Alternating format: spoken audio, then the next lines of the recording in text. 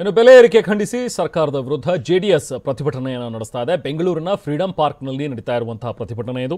JDS ಯುವ ಘಟಕದ ಅಧ್ಯಕ್ಷ ನಿಖಿಲ್ ನೇತೃತ್ವದಲ್ಲಿ ಧರಣಿ ನಡೀತಾ ಇದೆ.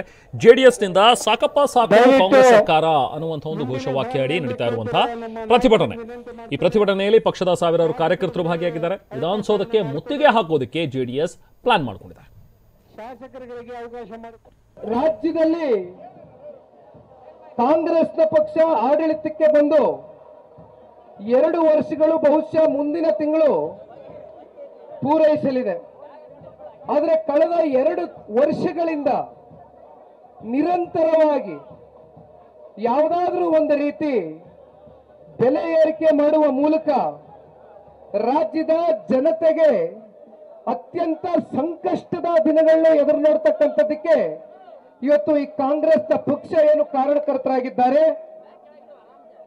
ಇವತ್ತು ಬರ್ತ್ ಸರ್ಟಿಫಿಕೇಟ್ ಇಂದ ಹಿಡಿದು ಡೆತ್ ಸರ್ಟಿಫಿಕೇಟ್ ವರೆಗೂ ಕೂಡ 900% ಇವತ್ತು ಹೆಚ್ಚಳ ಮಾಡಿರ್ತಕ್ಕಂಥದ್ದು.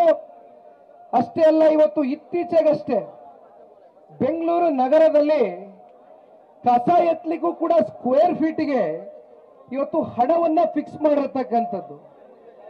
ಇನ್ನು ಮೆಟ್ರೋನಲ್ಲಿ ಓಡಾಡಿ ಅಂತ ಹೇಳ್ತೀರಿ, ಮೆಟ್ರೋ ಸವಾರರಿಗೆ 64% ಶುಲ್ಕ ಹೆಚ್ಚಳ ಮಾಡಿದ್ದೀರಿ.